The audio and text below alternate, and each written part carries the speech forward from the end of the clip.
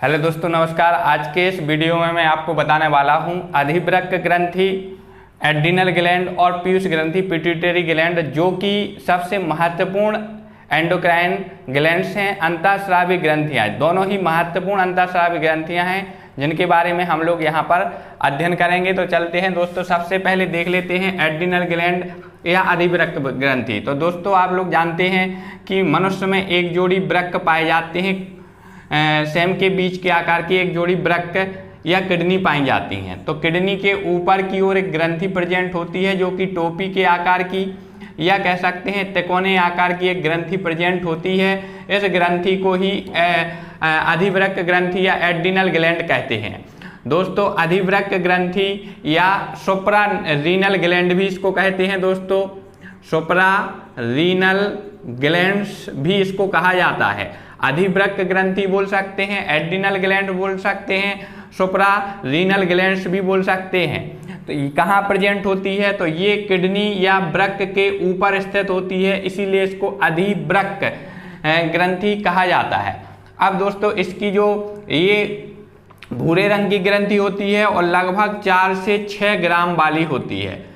4 से 6 ग्राम और भूरे रंग की होती है। इस ग्रंथि में अगर हम इसकी अनुप्रस्थ काट देखते हैं, ग्रंथि को काटते हैं, तो इसके 2 भाग दिखाई देते हैं। बाहर वाला, इस ग्रंथि का जो बाहर वाला भाग है उसको कॉर्टेक्स कहा जाता है, और जो भीतर का या अंदर वाला जो भाग होता है उसको मेड्यूला कहते हैं। भीतरी भाग को मेड्यूला और बाहरी भाग को कॉर्टेक्स कहते हैं। इन दोनों वाले भागों से अलग अलग हार्मोन स्रावित होते हैं।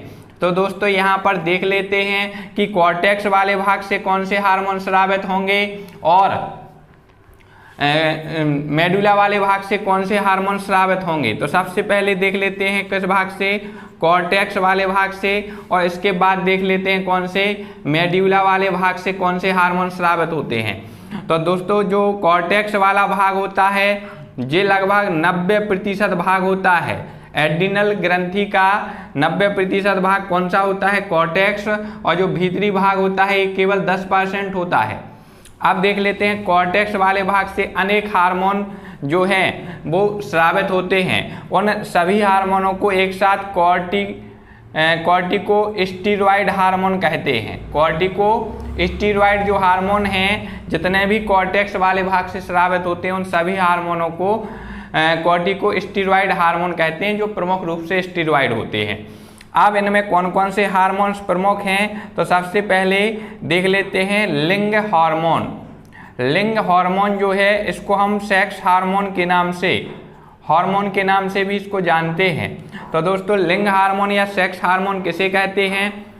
ये इनके कॉर्टेक्स की जो कोशिकाएं होती हैं, कॉर्टेक्स की कोशिकाएं स्रावी कोशिकाओं से लिंग हार्मोन स्रावित होते हैं, और ये नर और मादा दोनों में ही दोनों प्रकार के हार्मोन स्रावित होते हैं।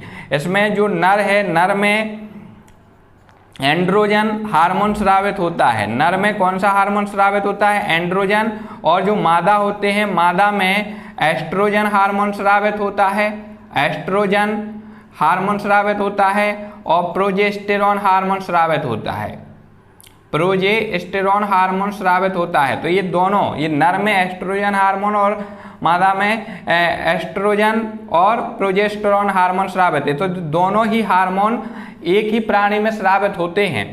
ध्यान दें, लिंग हार्मोन जो दोनों हैं, नर हार्मोन भी और मादा हार्मोन भी, ये दोनों एक ही प्राणी में, चाहे वो नर हो चाहे मादा हो, दोनों में स्रावित होते हैं। अब क्या होता है, जैसे नर है तो नर में ये दोनों हार्मोन स्रावित होंगे। कौन कौन? एंड्रोजन भी स्रावित होगा और एस्ट्रोजन और प्रोजेस्टेरॉन भी स्रावित होगा। तो नर में जो एंड्रोजन हार्मोन होता है, विपरीत हार्मोन को इनको क्या कर देगा? नष्ट कर देगा। तो केवल क्या बचेंगे? एंड्रोजन बचेंगे, और ये एंड्रोजन नर में नर के लक्षणों को प्रदर्शित करेंगे। इसी प्रकार अगर मादा है तो मादा में ही दोनों हार्मोन बनेंगे, लेकिन जो मादा हार्मोन है वो एस्ट्रोजन और प्रोजेस्टेरॉन है, ये इसको समाप्त कर देंगे, एंड्रोजन को। तो उसमें कौन से बचेंगे? एस्ट्रोजन और प्रोजेस्टेरॉन हार्मोन ही बचेंगे, जो मादा के लक्षणों को नियंत्रित करते हैं। पेशियों को ये मजबूत बनाते हैं और कंकाल तंत्र को भी विकसित करते हैं, उनमें वृद्धि करने का काम करते हैं। तो ये जो लिंग हार्मोन हैं, ये जब ज़्यादा मात्रा में स्रावित हो जाते हैं तो लैंगिक रूप से प्राणी जल्दी परिपक्व हो जाता है, और अगर ये कम मात्रा में स्रावित होते हैं तो लैंगिक रूप से ये कम मतलब परिपक्व हो पाएगा, देरी से परिपक्व होगा। अब यदि मादा है, मादा में लिंग हार्मोन ज़्यादा स्रावित होंगे, तो मादा में अगर नर हार्मोन जैसे एंड्रोजन ज़्यादा स्रावित हो गया तो मादा में भी कई लक्षण नर के प्रकट हो जाएंगे, जैसे दाढ़ी मूंछों का आना, ये मादा में भी प्रकट हो सकते हैं। और यदि नर है और उसमें मादा हार्मोन ज़्यादा स्रावित हो जाते हैं, एस्ट्रोजन प्रोजेस्टेरोन, तो उसमें कुछ लक्षण मादा के आ जाते हैं। ऐसा दूसरा देख लेते हैं, इसमें पहला हो गया नर हार्मोन, वो लिंग हार्मोन, और दूसरा जो इसका है मिनरेलोकॉर्टिकॉइड हार्मोन। दूसरा जो हार्मोन इससे स्रावित होता है एड्रिनल ग्रंथि के कॉर्टेक्स वाले भाग से, उसको मिनरेलोकॉर्टिकॉइड हार्मोन कहते हैं। कॉर्टिकॉइड, मिनरेलोकॉर्टिकॉइड हार्मोन कहेंगे। जो दूसरा हार्मोन इससे स्रावित होता है इसको क्या कहते हैं? मिनरेलोकॉर्टिकॉइड हार्मोन। अब यहाँ पर देख लेते हैं ये हार्मोन क्या काम करता है। मिनरेलोकॉर्टिकॉइड जो हार्मोन होता है ये क्या काम करता है? तो ये हार्मोन रुधिर में मिनरल्स मतलब खनिज लवण, रुधिर में लवणों की मात्रा को नियंत्रित करने का काम करता है। और यहाँ पर सबसे प्रमुख जो मिनरेलोकॉर्टिकॉइड हार्मोन है मनुष्य में वो एल्डोस्टेरोन है। एल्डोस्टेरोन जो हार्मोन्स होता है ये सबसे जो प्रमुख मिनरेलोकॉर्टिकॉइड हार्मोन है, जो वृक्क नलिकाओं में सोडियम आयन और क्लोरीन आयन की अवशोषण को नियमन करता है। एल्डोस्टेरोन क्या काम करता है? जो वृक्क नलिकाएं होती हैं, वृक्क नलिकाओं में सोडियम आयन और क्लोराइड आयनों के अवशोषण को नियंत्रित करने का काम करता है। और तीसरा जो इससे हार्मोन स्रावित होता है कॉर्टेक्स वाले भाग से, हमने बताया लिंग हार्मोन है, मिनरेलोकॉर्टिकॉइड हार्मोन है, और कॉर्टिसोन हार्मोन भी इससे स्रावित होता है। कॉर्टिसोन हार्मोन, ये जो कॉर्टिसोन हार्मोन है क्या काम करता है? वह प्रोटीन उपापचय को नियंत्रित करता है। प्रोटीन उपापचय को ये नियंत्रित करने का काम करता है। और चौथा जो इससे हार्मोन स्रावित होता है, चौथा इससे जो हार्मोन स्रावित होता है वो है ग्लूकोकॉर्टिकॉइड हार्मोन। ग्लूकोकॉर्टिकॉइड हार्मोन इससे क्या होता है? स्रावित होता है। ग्लूकोकॉर्टिकॉइड हार्मोन, ये हार्मोन क्या काम करता है? ग्लूकोकॉर्टिकॉइड जो हार्मोन्स होता है ये क्या काम करता है? तो ये प्रोटीन है, वसा है, इनके कार्बोहाइड्रेट है, ग्लूकोज है, उसको नियंत्रित करने का काम करता है। उपापचय, उनकी उपापचय जो मेटाबॉलिज्म क्रिया है उनको नियंत्रित करने का कार्य करता है ग्लूकोकॉर्टिकॉइड हार्मोन। तो ये चारों जो हार्मोन हमने बताए हुए हैं कॉर्टेक्स वाले भाग से स्रावित होते हैं। लिंग हार्मोन, मिनरेलोकॉर्टिकॉइड हार्मोन, कॉर्टिसोन और ग्लूकोकॉर्टिकॉइड हार्मोन। देख लेते हैं दोस्तों मेडुला वाले भाग से कौन से हार्मोन स्रावित होते हैं। अधिवृक्क ग्रंथि या एड्रिनल ग्रंथि के मेडुला वाला भाग कौन सा कहलाता है? तो इस ग्रंथि का भीतरी वाला भाग कहलाता है। अब इससे दो प्रमुख हार्मोन स्रावित होते हैं। पहला जो हार्मोन्स होता है इसको हम बोलते हैं एड्रीनेलिन हार्मोन। एड्रीनेलिन हार्मोन, या इसको हम ये भी कह सकते हैं, एड्रीनेलिन हार्मोन भी कह सकते हैं या एपिनेफ्रिन हार्मोन भी कहते हैं। ये हार्मोन स्रावित होता है कौन से वाले भाग से? मेडुला वाले भाग से स्रावित होता है। तो एड्रीनेलिन हार्मोन जो है और एपिनेफ्रिन हार्मोन है, ये किससे स्रावित होता है? मेडुला वाले भाग से स्रावित होता है। और यहाँ पर इसमें थोड़ा सा ध्यान देना है कि ये हार्मोन अनैच्छिक क्रियाओं को नियंत्रित करने का काम करता है, अनैच्छिक क्रियाओं को उत्तेजित करता है। जो अनैच्छिक पेशियाँ हैं उनकी क्रियाओं को उत्तेजित करता है। जो रुधिर वाहिनी है उनके अंदर और बाहर दबाव पड़ता है, उनमें संकुचन होता है। जब रुधिर वाहिनियों में संकुचन होता है तो क्या होता है कि रुधिर दाब बढ़ जाता है, ब्लड प्रेशर बढ़ जाता है, हृदय की धड़कन बढ़ जाती है। इसके अलावा जो रोम हैं, रोंगटे खड़े हो जाते हैं, आँखों की पुतलियाँ फैल जाती हैं, पसीना आने लगता है, श्वसन दर जो है वो बढ़ जाती है, हृदय की धड़कन भी बढ़ जाती है। ये सारे परिवर्तन होते हैं जब एड्रिनल जो हार्मोन है एड्रिनेलिन, ये हार्मोन ज़्यादा मात्रा में जब स्रावित होता है तो इस प्रकार का संकट के समय ये डर की स्थिति में ये हार्मोन सक्रिय हो जाते हैं। ये हार्मोन सक्रिय हो जाने से उस व्यक्ति में लड़ने की क्षमता देते हैं या फिर उसको भागने में भी सहायता करते हैं। तो एपिनेफ्रिन हार्मोन या एड्रिनल हार्मोन को इसी कारण क्या कहते हैं, तो इस कारण इसको संकटकालीन हार्मोन कहते हैं। ये जरूर पूछा जाता है संकटकालीन हार्मोन किसे कहते हैं, तो एड्रिनेलिन हार्मोन को संकटकालीन हार्मोन कहते हैं। दोस्तों इसको हम इमरजेंसी हार्मोन भी कह सकते हैं।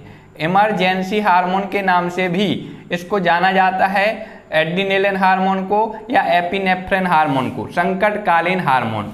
या इसको एक और नाम से जाना जाता है, इसको हम लड़ो या उड़ो हार्मोन भी कहते हैं।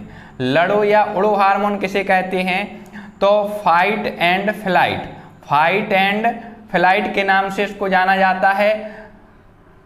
मतलब लड़ो या फिर उड़ो, ठीक है। लड़ो और उड़ो हार्मोन किसे कहते हैं, एड्रिनेलिन हार्मोन को। एपिनेफ्रिन हार्मोन किसे कहते हैं, एड्रिनेलिन हार्मोन को। संकटकालीन हार्मोन किसे कहते हैं, एड्रिनेलिन को। इमरजेंसी हार्मोन, लड़ो या उड़ो hormone, fight and flight hormone और 3F हार्मोन के नाम से भी इसको जाना जाता है। तो बहुत सारे इसके नाम हैं। संकटकालीन परिस्थितियों में ये हार्मोन ज़्यादा स्रावित होता है और संकटकालीन परिस्थितियों को सहने की क्षमता देता है। इसके बाद इससे जो दूसरा हार्मोन स्रावित होता है उसको हम नॉर एड्रिनेलिन कहते हैं, नॉर एड्रिनेलिन बोल सकते हैं या फिर नॉन एपिनेफ्रिन हार्मोन के भी कह सकते हैं। ये क्या काम करता है, ये इसमें रुधिर वाहिनियों में संकुचन नहीं लाता है, रुधिर वाहिनियों को फैला देता है, जिसके कारण ब्लड प्रेशर जो है कम हो जाता है और हृदय की धड़कन भी धीमी हो जाती है। तो इसके लगभग इसके समान ही होता है लेकिन थोड़े से विपरीत कार्य करता है।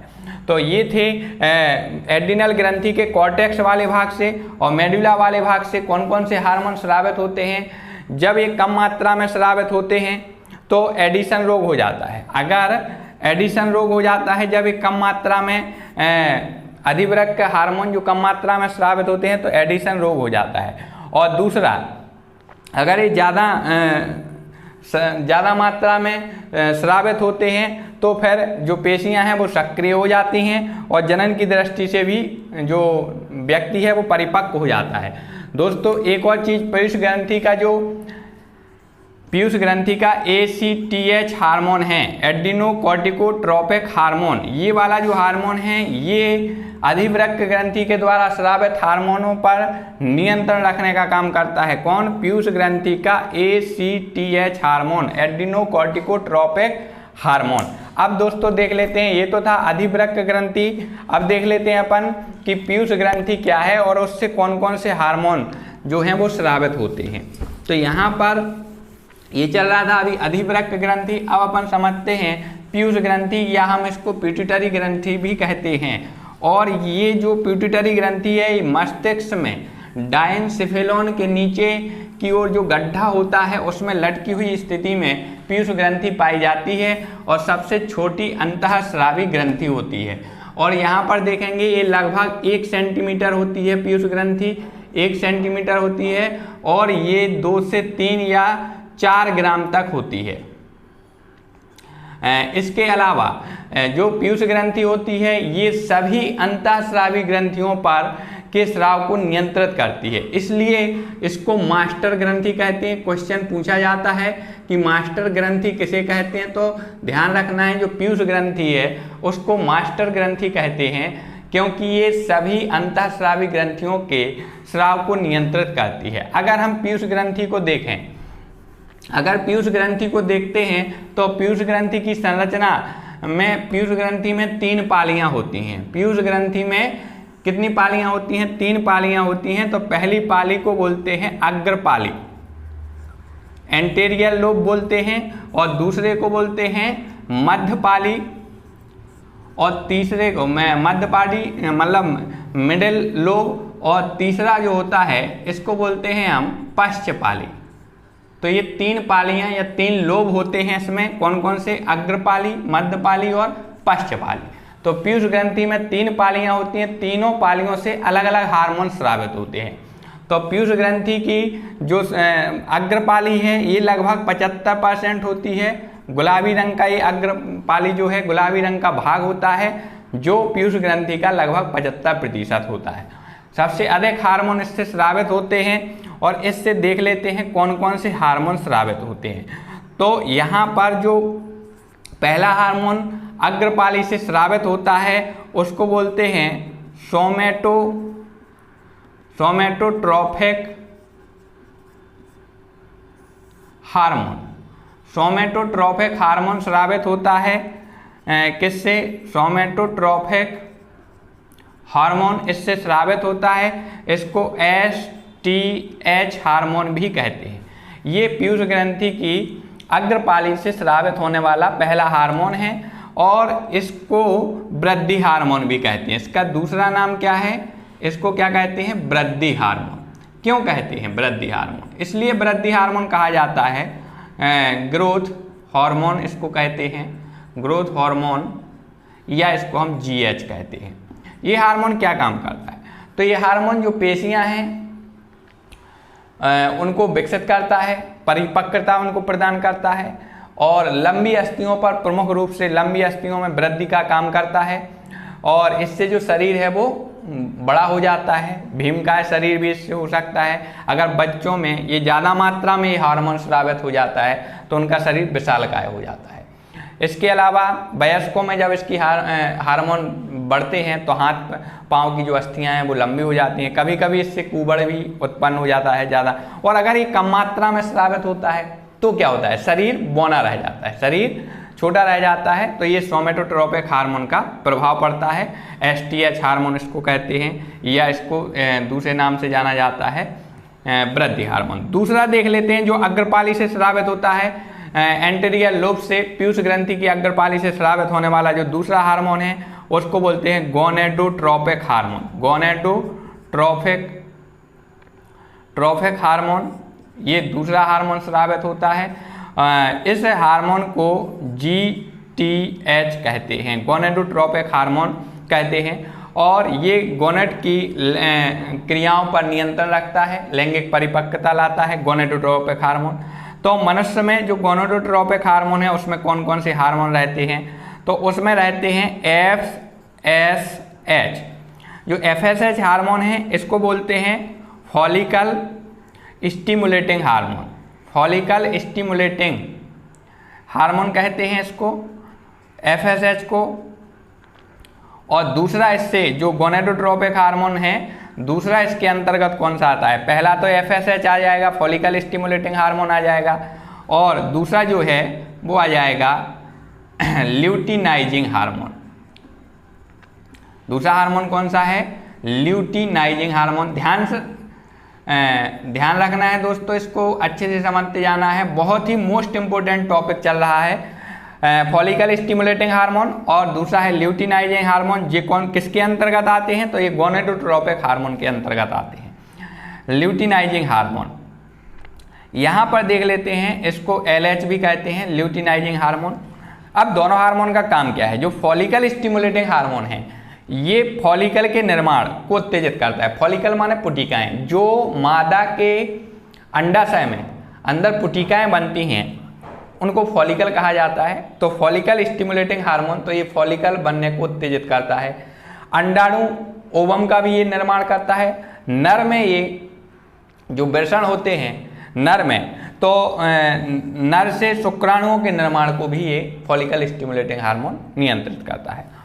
दूसरा देख लेते हैं जो ल्यूटिनाइजिंग हार्मोन होता है, या जिसको हम LH कहते हैं।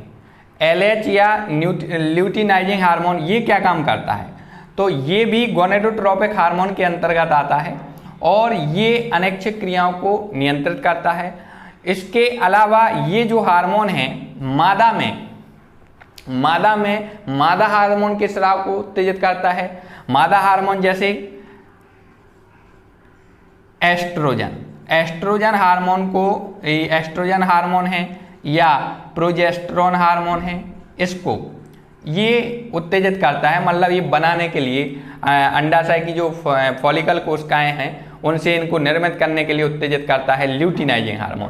पुरुषों में एंड्रोजन, पुरुषों में जो है वो एंड्रोजन, पुरुषों में एंड्रोजन जो हार्मोन है, एंड्रोजन उसके जो वृषण की अंतराली कोशिकाएं होती हैं उनसे एंड्रोजन हार्मोन के स्राव को उत्तेजित करता है ल्यूटिनाइजिंग हार्मोन, और मादा में ये एस्ट्रोजन और प्रोजेस्टेरोन हार्मोन को उत्तेजित करता है ल्यूटिनाइजिंग हार्मोन। तो यहाँ पर चल रहे थे पीयूष ग्रंथि की अग्रपाली से कौन कौन से हार्मोन। तो पहला बताया हमने सोमेटोट्रोपिक हार्मोन एसटीएच, इसको वृद्धि हार्मोन कहते हैं, gonadotropic hormone, follicle stimulating hormone, luteinizing hormone. अब यहाँ देख लेते हैं, अगर ये ज्यादा मात्रा में स्रावित होता है और कम मात्रा में, तो दोनों ही परिस्थितियों में अनियमितताएं उत्पन्न होंगी।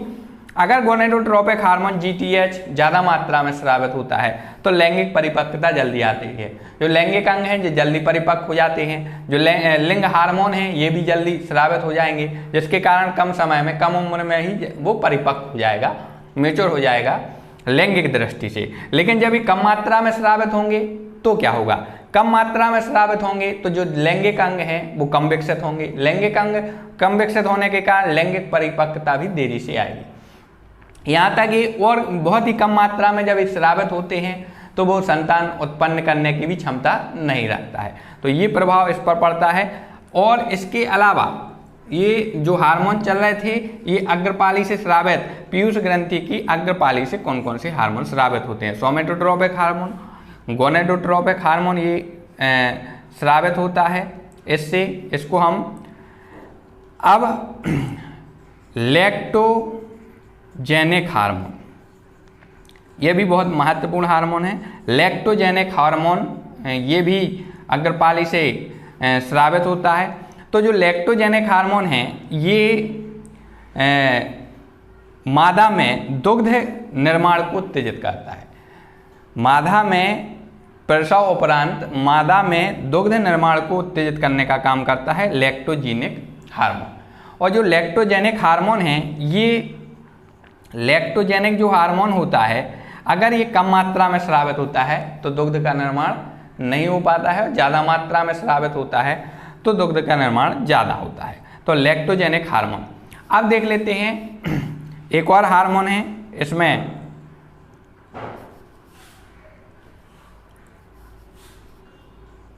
एक और यहाँ पर हार्मोन देख लेते हैं।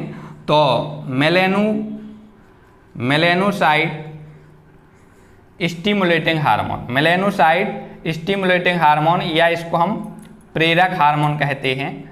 मेलेनोसाइट स्टिमुलेटिंग हार्मोन या प्रेरक हार्मोन कहते हैं और इसको हम MSH कहते हैं, मेलेनोसाइट स्टिमुलेटिंग हार्मोन।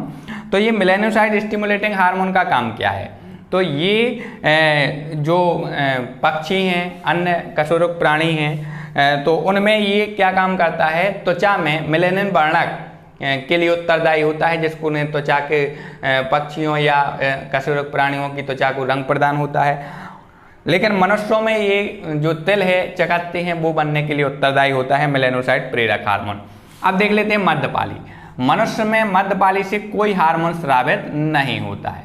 ध्यान दें, मनुष्य की जो पीयूष ग्रंथि है उसकी मध्यपाली से किसी भी प्रकार का हार्मोन स्रावित नहीं होता है, जबकि अन्य कशेरुक प्राणियों में ये MSH हार्मोन इससे स्रावित होता है, मेलेनोसाइट स्टिमुलेटिंग हार्मोन। अब देख लेते हैं दोस्तों पश्चपाली। ये पश्चपाली जो है पीयूष ग्रंथि का लगभग 1/4 भाग होता है। ध्यान दें, 1/4 भाग होता है पश्चपाली जो रहती है पोस्टेरियर लोब। तो इससे कौन कौन से हार्मोन स्रावित होते हैं, तो महत्वपूर्ण हार्मोन इससे स्रावित होते हैं। सबसे पहला जो इसका हार्मोन है ये देख लेते हैं, तो ये है वैसोप्रेसिन हार्मोन। दोस्तों पहला जो इससे हार्मोन स्रावित होता है उसको क्या कहते हैं, वैसोप्रेसिन हार्मोन कहते हैं। वैसोप्रेसिन हार्मोन इससे स्रावित होता है। तो ये जो हार्मोन है ये क्या काम करता है, ये पीयूष ग्रंथि की पश्चपाली से स्रावित होता है और ये वृक्क नलिकाओं का, जो वृक्क नलिकाओं का दूरस्थ कुंडलित भाग है, संग्रह नलिका वाला भाग है, उसमें मूत्र में से जल को अवशोषित करने का काम करता है, जल को एब्जॉर्ब करने का काम करता है, जिससे मूत्र जो है वो कम मात्रा में बनता है और गाढ़ा बनता है। ये वाला हार्मोन ये काम करता है, इसका ये काम है मूत्र में से जल को एब्जॉर्ब करना, वैसोप्रेसिन हार्मोन है। इसीलिए इसका दूसरा नाम जो है उसको हम ADH भी कहते हैं। एक हार्मोन इसी का नाम है, वैसोप्रेशन हार्मोन को ADH हार्मोन कहते हैं। ADH हार्मोन का मतलब क्या है? Anti diuretic hormone. Anti diuretic hormone भी इसको कहा जाता है। तो ये इसी का नाम है, वैसोप्रेशन हार्मोन। जब ये ज़्यादा मात्रा में स्रावित होगा तो मूत्र में से ज़्यादा जल को अवशोषित करेगा, जिससे मूत्र कम बनेगा और गाढ़ा बनेगा।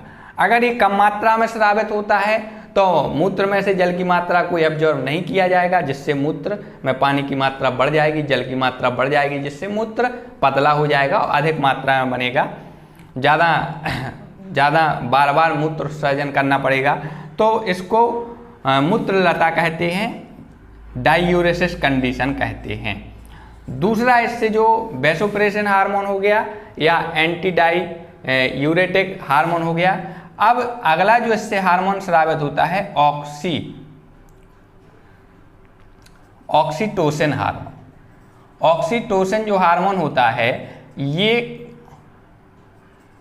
कहाँ से स्रावित होता है? तो ऑक्सीटोसिन जो हार्मोन होता है ये पीयूष ग्रंथि की पश्च वाली से स्रावित होता है। ऑक्सीटोसिन जो हार्मोन होता है ये क्या काम करता है? तो ऑक्सीटोसिन हार्मोन पेशियों की क्रियाओं पर नियंत्रण रखता है। जो गर्भावस्था की जो पेशियां हैं, गर्भ की जो पेशियां होती हैं, गर्भाशय की जो पेशियां होती हैं, उन पर ये मुख्य रूप से नियंत्रण करता है। प्रसव के समय ये पेशियों को फैला देता है, जिसके कारण प्रसव आसानी से होता है। और प्रसव के उपरांत ये गर्भाशय की पेशियों को सिकोड़ देता है। ये इसके साथ साथ दुग्ध के निर्माण को भी ये उत्तेजित करता है। तो ये ऑक्सीटोसिन हार्मोन का कार्य होता है। तो दोस्तों ये था अधिवृक्क ग्रंथि और पीयूष ग्रंथि के बारे में। इनसे कौन कौन से महत्वपूर्ण हार्मोन स्रावित होते हैं और उन हार्मोनों का क्या प्रभाव पड़ता है। तो दोस्तों आशा करते हैं कि ये टॉपिक आपको समझ में आया होगा। अगर आपको टॉपिक समझ में आया है, अपने दोस्तों को भी शेयर करें, हमारे चैनल को सब्सक्राइब करें और लगातार हमारे चैनल के साथ बने रहें। इसी प्रकार आप कमेंट करते रहें। आपको जिस टॉपिक पर भी आपको वीडियो चाहिए आप कमेंट करके बता सकते हैं, उस पर आपको 2 या 3 दिन में आपको वीडियो मिलेगा। तो दोस्तों इसी प्रकार हमारे वीडियो के साथ बने रहें। आप सभी लोगों का धन्यवाद, बहुत बहुत धन्यवाद।